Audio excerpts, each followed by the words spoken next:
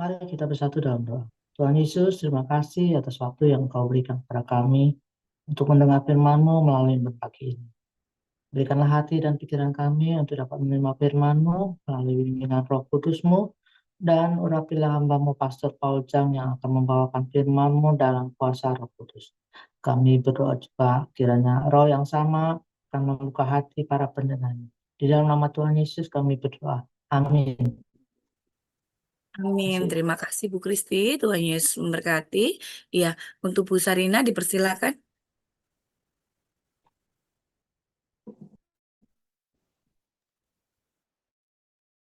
Ya, baik. Saya akan membacakan Mazmur 88 ayat 1 sampai dengan 19. Nyanyian Mazmur Bani Korah. Untuk pemimpin biduan menurut lagu Mahalat Leanot. Nyanyian pengajaran Herman, orang Esrahi. Ya Tuhan, Allah yang menyelamatkan aku. Siang hari aku berseru-seru. Pada waktu malam aku menghadap Engkau. Biarlah doaku datang ke hadapan-Mu. Sendengkanlah telingamu kepada teriakku. Sebab jiwaku kenyang dengan malapetaka, dan hidupku sudah dekat dunia orang mati. Aku telah dianggap termasuk orang-orang yang turun ke liang kubur. Aku seperti orang yang tidak berkekuatan. Aku harus tinggal di antara orang-orang mati, seperti orang-orang yang mati dibunuh, terbaring dalam kubur yang tidak Kau ingat lagi, sebab mereka terputus dari kuasa-Mu. Telah Kau taruh aku dalam liang kubur yang paling bawah, dalam kegelapan, dalam tempat yang dalam. Aku tertekan oleh panas murka-Mu, dan segala pecahan ombak-Mu Kau tindihkan kepadaku. Telah Kau jauhkan kenalan-kenalanku daripadaku. Telah Kau buat aku menjadi kekejian bagi mereka. Aku tertahan dan tidak dapat keluar. Mataku merana karena sengsara. Aku telah berseru kepadamu ya Tuhan sepanjang hari. Telah mengulurkan tanganku kepadamu. Apakah Kau lakukan keajaiban bagi orang-orang mati? Masakan arwah bangkit untuk bersyukur kepadamu? Dapatkah kasih-Mu diberitakan di dalam kubur, dan kesetiaan-Mu di tempat kebinasaan? Diketahui orangkah keajaiban-keajaiban-Mu dalam kegelapan, dan keadilan-Mu di negeri segala lupa? Tetapi aku ini ya Tuhan, kepadamu aku berteriak minta tolong. Dan pada waktu pagi, doaku datang ke hadapan-Mu. Mengapa ya Tuhan, Kau buang aku? Kau sembunyikan wajah-Mu daripadaku. Aku tertindas dan menjadi incaran maut sejak kecil. Aku telah menanggung kengerian daripadamu. Aku putus asa. Kehangatan murka-Mu menimpa aku. Kedahsyatan-Mu membungkamkan aku. Mengelilingi aku seperti air banjir sepanjang hari. Mengepung aku serentak. Telah Kau jauhkan daripadaku sahabat dan teman. Kenalan-kenalanku adalah kegelapan. Demikian.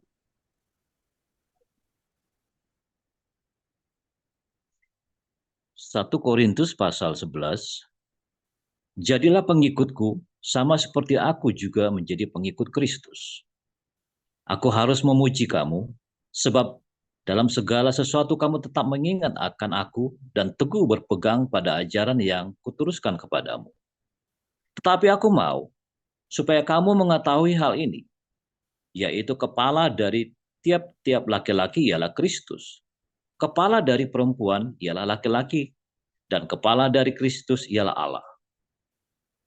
tiap-tiap laki-laki yang berdoa atau bernubuat dengan kepala yang bertudung menghina kepalanya. Tetapi tiap-tiap perempuan yang berdoa atau bernubuat dengan kepala yang tidak bertudung menghina kepalanya, sebab ia sama dengan perempuan yang dicukur rambutnya.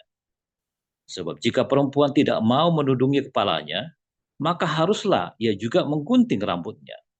Tetapi jika bagi perempuan adalah penghinaan bahwa rambutnya digunting atau dicukur, maka haruslah ia menudungi kepalanya.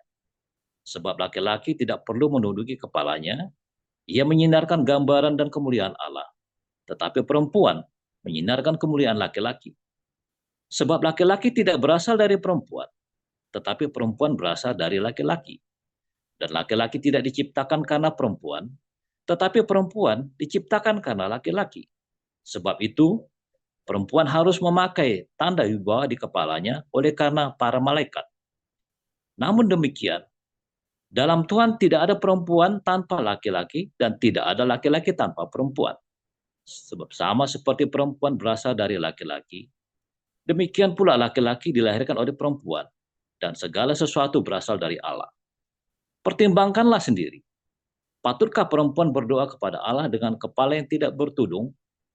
Bukankah alam sendiri menyatakan kepadamu bahwa adalah kehinaan bagi laki-laki jika ia berambut panjang, tetapi bahwa adalah kehormatan bagi perempuan jika ia berambut panjang, sebab rambut diberikan kepada perempuan untuk menjadi penudung. Tetapi jika ada orang yang mau membantah, kami maupun jemaat-jemaat Allah tidak mempunyai kebiasaan yang demikian.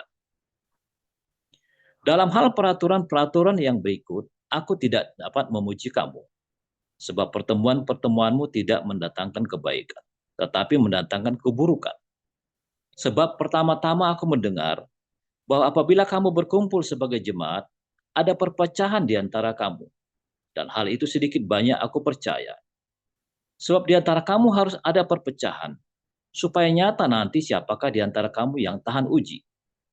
Apabila kamu berkumpul, kamu bukanlah berkumpul untuk makan perjamuan Tuhan.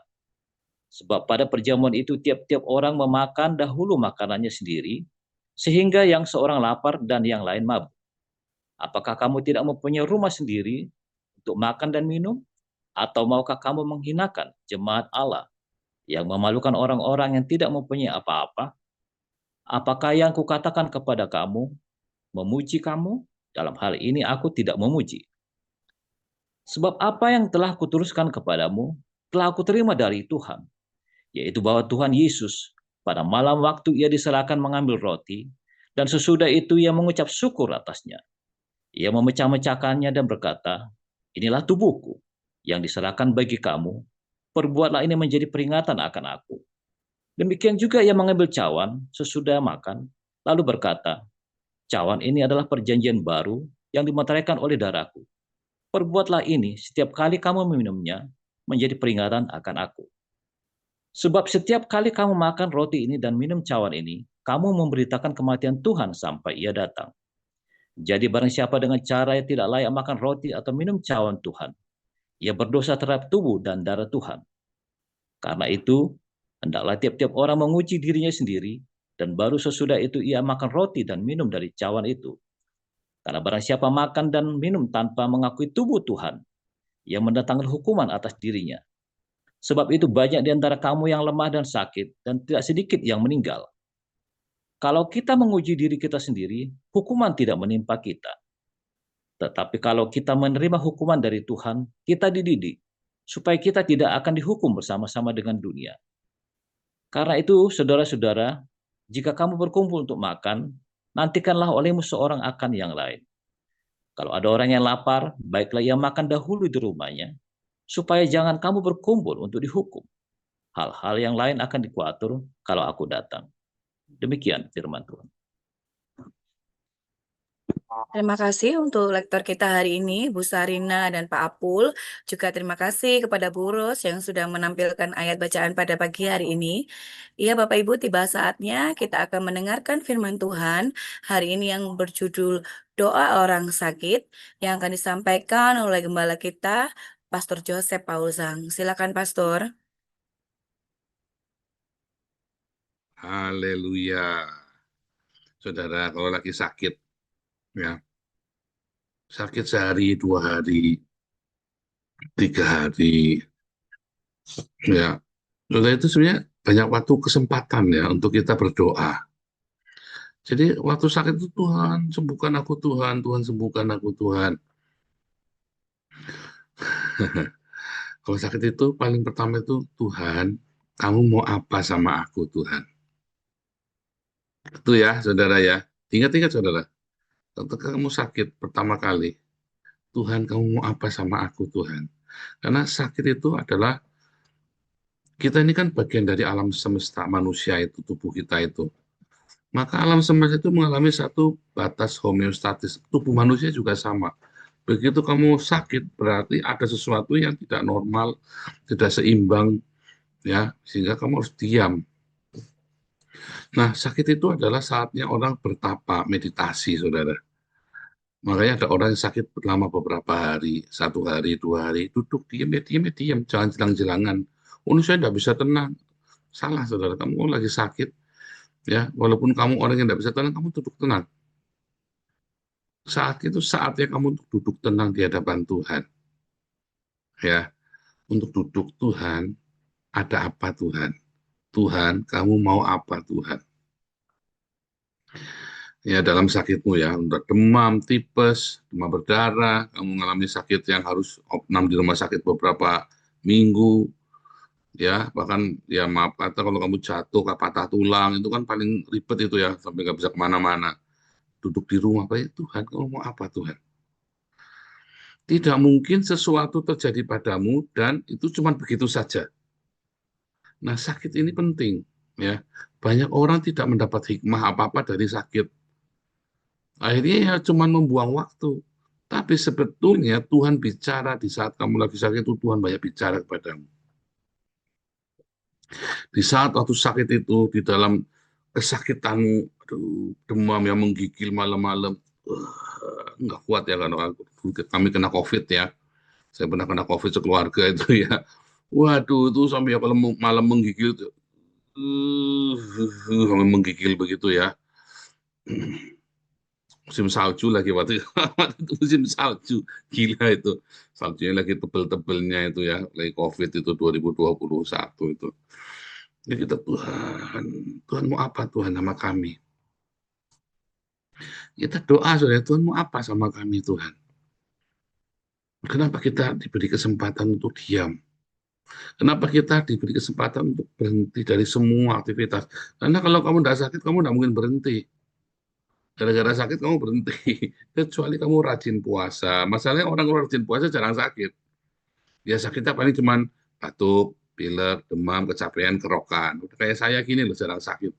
Karena sering puasa.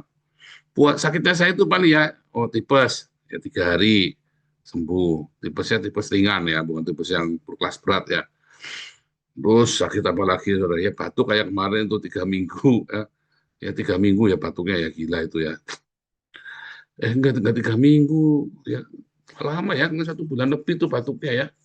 Ya, cuma gitu, tapi kan masih tetap jalan, masih tetap kerjaan macam-macam, masih tetap khotbah, masih tetap mengajar.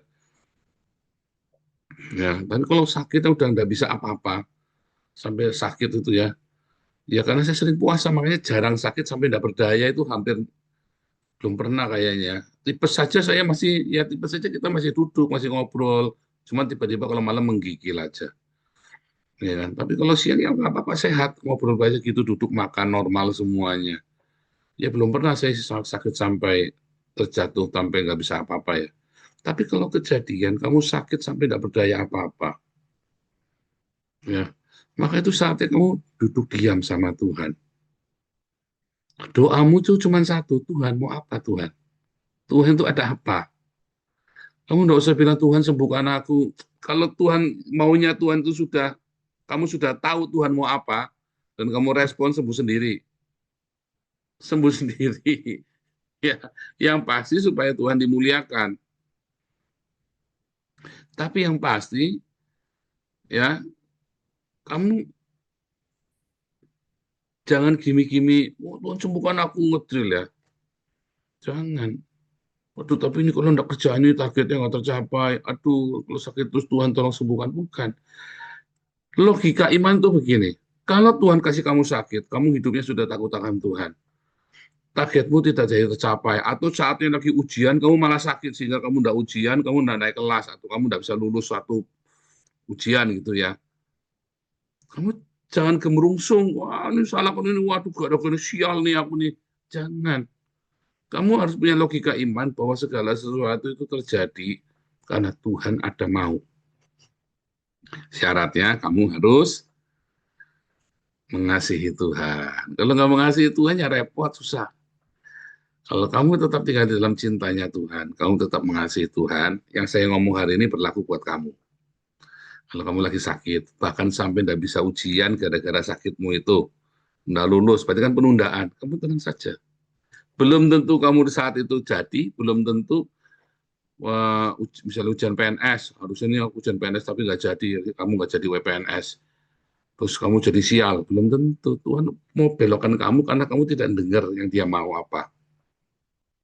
Karena kamu tidak dengar Tuhan mau apa. Jika dibelokkan, dibikin sakit, kalau kamu ke sana jadi PNS, mungkin kamu nanti melakukan sesuatu, korupsi lah, apalah, ketangkep polisi nanti ya kan, ketangkep KPK nanti 5 tahun lagi.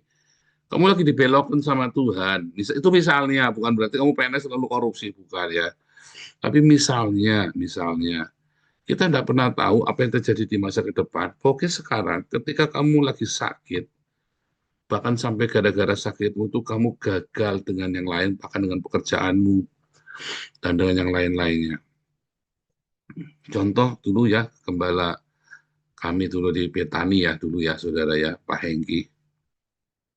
Dibukain toko emas, saudara ya. Sudah mau dibukain toko emas. Malah sakit hepatitis, saudara, berapa bulan. Akhirnya nggak jadi buka toko.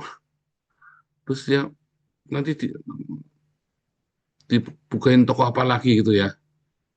Begitu mau kerja, sakit lagi. Berapa bulan? Sakitnya berapa bulan itu ya. 2 kali ya. Akhirnya udahlah jadi dosen aja. Jadi dosen. Tapi selama beliau jadi dosen itu banyak memberkati ya. Mahasiswa-mahasiswa banyak dimenangkan melalui pelayanannya. Akhirnya menggembalakan di Betani, saudara, jadi pendeta. Sekarang jadi ketua sinode Betani di Nginden ya. Jadi ketua sinodenya. Dalam sakitnya itu, dia cerita ya, Tuhan mau apa Tuhan? Saya belajar ya, Tuhan mau apa Tuhan? Ternyata Tuhan mau dia melayani. Ya, ternyata dia Tuhan mau melayani. Bukan cuma dalam sakit, bahkan ketika kamu di penjara, saudara ya. Saya kan di penjara pernah ya. Tuhan mau apa? Ya, waktu saya dari dipulihkan, ya saya masih di dalam penjara itu ya. Masih kurang 1 bulan. 2 bulan, kurang 2 bulan. Tuhan mau apa Tuhan? Saya tanya, Tuhan mau apa? Kenapa saya harus di penjara? Di situ saya dibukakan. Di situ saya diberikan visi mimpi. Yosef itu ya. Diberi nama Yosef saya. Tuhan mau apa? Nah ini dalam sakit. Mendingan kamu sakit daripada di penjara, saudara. Kamu lagi sakit nih di rumah. Tuhan, kamu mau apa? Saudara kena tipes misalnya, atau saudara kena COVID, atau saudara bahkan kena cancer, ya, atau Anda yang harus bed rest. Tuhan mau apa Tuhan? Sampai kamu dapat yang Tuhan mau apa itu, kamu sembuh nanti. Ini contohnya Pak TJ itu ya, saya sering kesaksian Pak TJ. Ya, Pak TJ itu sakit ya, berapa tahun itu ya. Kena stroke bisa berkali-kali, ini orang aneh saudara, stroke berkali-kali, sebabnya apa? Sampai stroke, dalam stroke-nya itu dia ngomong-ngomong sama Tuhan, Tuhan mau, itu tadi Tuhan maunya apa? Akhirnya Tuhan bicara banyak, dia protes, dia marah, dia bergumul, dia nangis, dia apa, sampai akhirnya punya hubungannya dekat dengan Tuhan. Pak TJ ini. Tuhan maunya apa Tuhan? Itu tadi simpel ya, Tuhan maunya apa Tuhan? Banyak orang menemukan hidup barunya dia ketika dalam suasana dia sakit. Karena dalam sakit itu kan dia hanya merintih rasa sakit itu, dagingnya dia kan lemah sekali. Kayak orang puasa, orang sakit itu kayak orang puasa, saudara ya. Dagingnya lemah. Di saat itulah rohmu tuh harus kamu isi. Jadi kalau kamu sakit, gunakan masa sakitmu itu buat baca firman, dengerin. Kalau baca kan kadang-kadang pusing. Kamu setelin aja tuh audio Alkitab, ya. Terus kasih lagu-lagu rohani, didengerin. Sambil sakit muka kadang merintih. Boleh kena cancer itu ya. Wah, sampai merintih, aduh sakit, sakit. Tapi kamu dengarkan firman Tuhan, kamu dengarkan lagu-lagu rohani, dan kamu bilang, Tuhan, Tuhan mau aku ngapain? Tuhan mau aku bikin apa, Tuhan? Yang supaya aku berkenan sama Tuhan. Begitu kamu tahu Tuhan maunya apa sama kamu, kamu sembuh. Dan kebanyakan yang Tuhan mau adalah kamu harus jadi berkat buat sesama. Makanya dalam sakitmu, tetaplah berdiakonia. Kamu yang punya keluarga, sanak famili sakit, papa, mama, atau seanak-anakmu sakit, berdiakonia, saudara. Berdiakonia. Ya, karena ketika anakmu sakit, sampai lumpuh, atau sakit apa sampai kamu sampai capek, ya lelah, saat itu dagingmu itu sedang dihancurkan tuh. Tapi kan kamu merontak. Kamu tinggal anakmu, kamu abaikan, kamu kerja. Saat anakmu sakit, ada anggota keluargamu sakit, kamu itu lagi dihajar dagingmu, itulah kesempatan rohmu untuk bangkit. Ya, kalian yang punya anggota keluarga yang sedang sakit parah, capek ya, ngurusin orang sakit parah ya. Untung mami saya dulu enggak sakit parah, jadi kakak saya enggak kelewatan bagaimana ya. Seminggu hilang kesadaran, meninggal. Enggak sampai bagaimana dulu yang sempat sakit parah ya pernah ya, sakit parah sampai anak nyepokin mami ya, mandiin, nyepokin ya. Karena waktu itu kita beda kota, saya ya, jadi anak mesti ke tempat kakak saya merawat. Ke rumah sakit maksudnya ya, ke rumah sakit karena kakak saya gantian, juga semua gantian. Tapi saat kamu lagi merawat orang sakit, keluargamu ya, keluargamu yang sakit, kan lelah lahir batin, ya kan? Bukan cuman jasmaninya, kalau jasmaninya kita ngerawat orang lain namanya kita dibayar. Tapi kalau anggota keluarga kita kan nggak dibayar. Jadi jasmani rohani tambah lagi kita, aduh gimana ya, kita bingung karena kasihan. Disitulah daging kita dihancurkan. Saat daging kita dihancurkan, roh kita itu nanti kamu kan pegah, saudara. Ingat-ingat, jadi waktu kamu lagi sakit, doanya tuh bukan minta disembuhkan. Doa yang paling utama adalah, Tuhan, kamu mau apa sama aku, Tuhan? Begitu kamu tahu Tuhan mau apa sama kamu, kamu sembuh.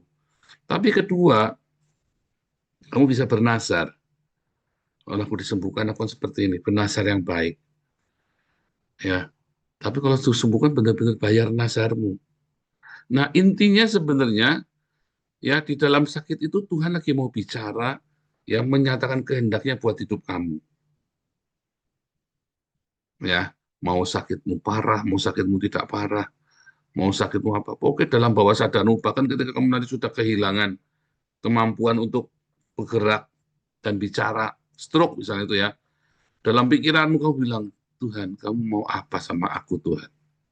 Supaya aku menyenangkanmu. Itu kesempatan, saudara ya. Nah, kalau kamu merawat orang yang sakit, kasih lagu-lagu rohani, khotbah-khotbah. Sama kamu encourage, kamu doa sama Tuhan. Tuhan, mau apa sama kamu? Kasih tahu, saudara. Tidak ada sesuatu di muka bumi ini yang terjadi begitu saja tanpa sebab dan tanpa akibat. Ya, karena ada keseimbangan. Nggak ada ujuk-ujuk, itu nggak ada. Jadi pasti ada sesuatu namanya sakit itu. Ya, jadi kamu berdoa sama Tuhan. Waktu anak sakit juga sama, 9 bulan. Kami berdoa, Tuhan, Tuhan maunya apa Tuhan? Begitu saya berapa hari kami ya, berapa minggu, saya tunggu ya, susah. Aduh, sampai kasih yang paling klimaksnya lagi sakit, bentuk air panas sendiri, air panasnya tumpah kena kakinya, saudara.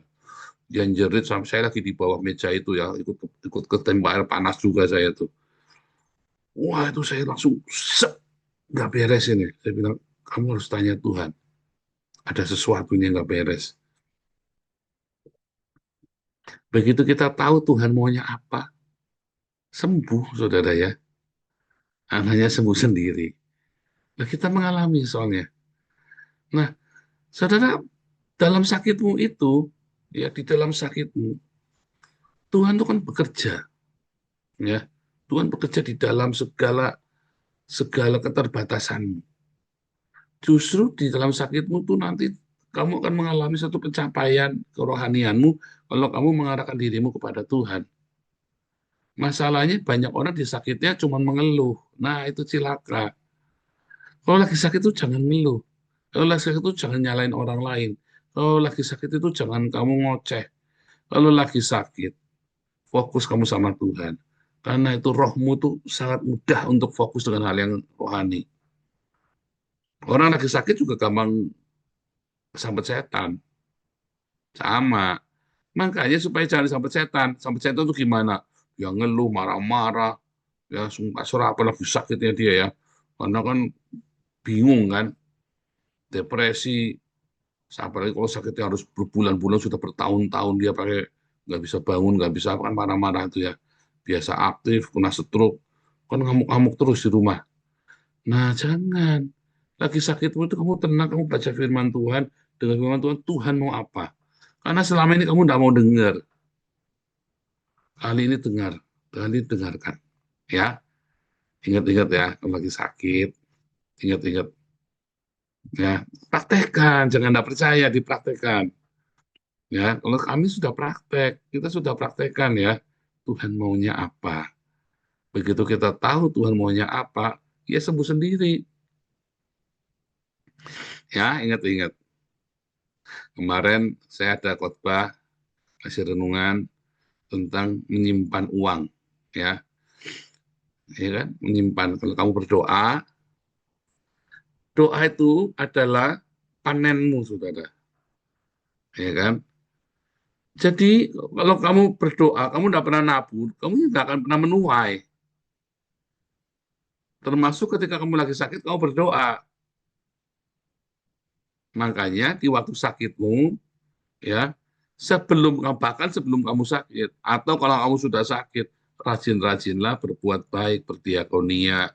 Ingat-ingat kalau lagi sakit, aku siapa yang belum aku ampuni ya. Setiap kali kamu sakit, kamu pemberesan sama Tuhan. Nah, doa itu kan kamu sedang memanen yang kamu tabur.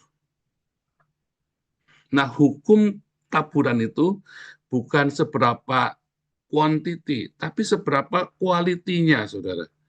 Jadi orang yang punya uang gaji 10 juta, lalu dia memberikan 5 juta, maka taburan itu lebih banyak daripada orang yang punya 1 miliar, dia ngasih 500 miliar. Bahkan kamu punya 1 juta, kamu kasih cuma 500.000.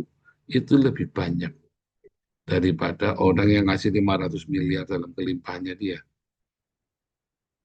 Apalagi kamu cuma punya uang 50.000, itu lebih banyak lagi. Itu kualitas yang luar biasa. Jadi dalam kemiskinanmu, dalam sakitmu, itu berbuat kebaikan itu akan sangat berkualitas. Ya, makanya saya selalu bilang baca Yesaya 58 saat kamu puasa. Tapi saat lagi sakit juga sama, kamu baca. Orang-orang yang sakit-sakit, kamu berdoa, dan kamu dekatkan dirimu sama Tuhan. Doamu itu lebih direct langsung surga. Ya, karena tadi rohnya kamu kuat, dagingmu lagi remah dalam sakitmu itu. Praktek, coba ya. Tuhan Yesus memberkati.